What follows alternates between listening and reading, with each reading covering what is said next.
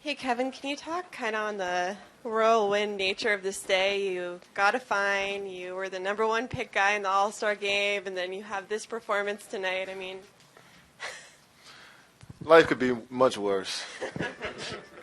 But it was definitely a fun day. I was looking forward to seeing who was going to be on the All-Star teams and looking forward to seeing what my fine was going to be. And also, most importantly, looking forward to playing tonight. I'm glad we got a W. Defense was better there in the second half. And good day. Good day. Kevin, what was it like not having shoot around on a game day that was just for a game day for when the tip's this late? We've done it a few times before. And the good thing about this team, I pulled into the practice facility and everybody was still there, even though it wasn't a shoot around. Guys were getting ready for the game. Usually when you wake up, you get ready for your game, and, without no shoot around, sometimes you tend to relax. But everybody was in the gym and getting treatment or getting shots up. And you've seen today, shot 54% from the field, 57 from the three. Out rebounded, had 37 assists, so got us going a bit. Hopefully we have no more shoot arounds this year. Hey, Kevin, now that you're on LeBron's team for the All-Star game, what's the trash talk been like today with the guys? It's been quiet. I'm sure. Once that week leading up until All-Star break, you'll hear some trash talk, and I'm sure afterwards as well. It depends on who wins. So, it should be fun, man. Like I said, it's a great opportunity to showcase the best players in the world in a different format in LA. So glad the fans get a chance to see a different game, a different way of putting the All-Star game together. So I'm excited to be a part of it. Kurt mentioned that your aggressiveness and taking the ball in transition, whenever pushing the ball ahead, was a key to this.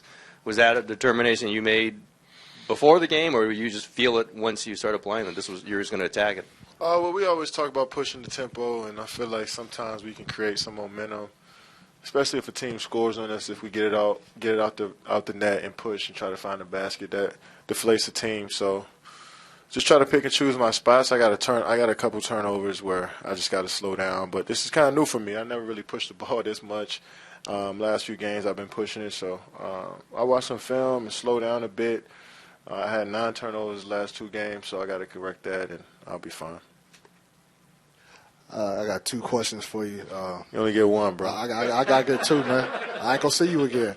The first one was how did you hear about the selection that you being number 1, and the other part was, did you ever think about pulling a Eli Manning and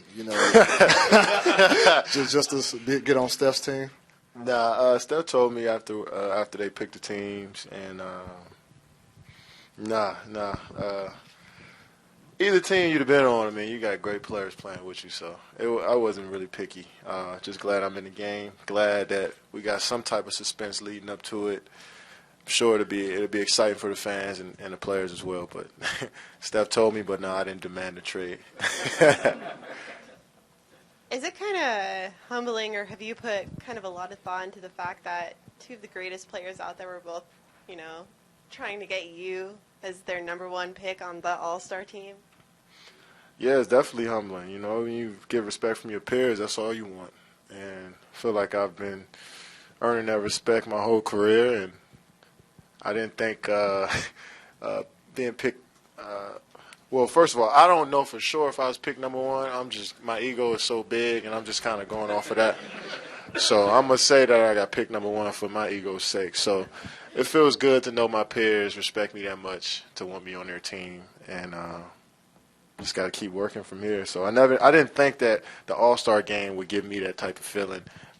Being picked in the All-Star game number 1 to give me that feeling of like respect from everybody. But it's cool. It's good to see, and I'm looking forward to having a great time.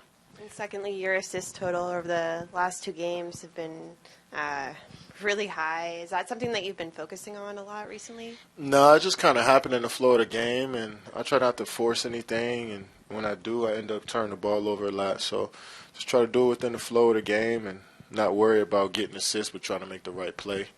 and trying to generate good movement and flow in the offense. That's going to give us some energy, especially when we give up a few points here and there, or we turn it over, or we miss some shots. Just get a flow, everybody touch it, we feel good. We might not make the shot, but we just feel good. And this game is about feeling great. And you seen tonight, once guys got it, we knocked it down.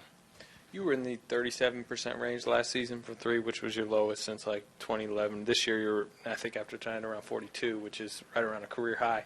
Can you feel that 5 percentage point difference this season, how much better you're shooting from deep?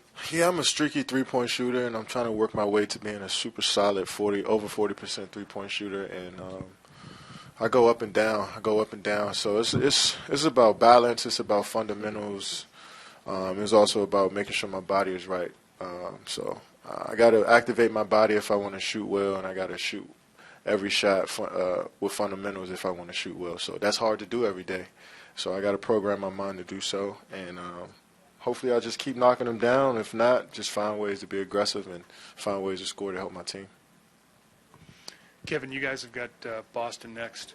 You're clearly above them on the food chain. Does it bug you some that they've had some success against you the last couple of years?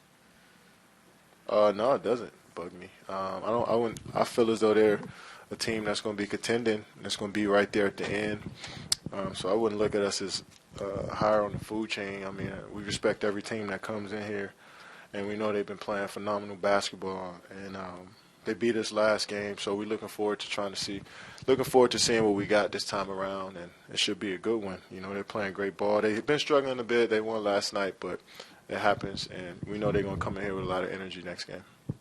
Kevin, in a game like this where you get off to a hot start, the shots are dropping, things are going well early on, is it harder to focus on or worry about locking down on defense when the scoring is so easy, or it looks so easy? I think that's what happens with young teams. You lose focus when you start to make shots because you worry about just the offensive end. And the tough part is to try to do it on both sides. And I think for us, last couple of games, we've been out of rhythm on the defensive end, just in a little funk, I think. And, just for spurts, and then we'll pick it up. So we got to put together a full game. We play a couple quarters of great D, a couple possessions here and there, a great D, then we may give up 6 points or turn the ball over, give up a layup, and get a team going. So for us, we know offensively we can move the ball and try to find a great shot. And defensively, when we're super locked in and we're switching and we're talking everything out and we're rebounding like we did there in the second half a little bit, we're a tough team. So it's just a matter of us just thinking about both ends as equally as the same, and we'll be fine.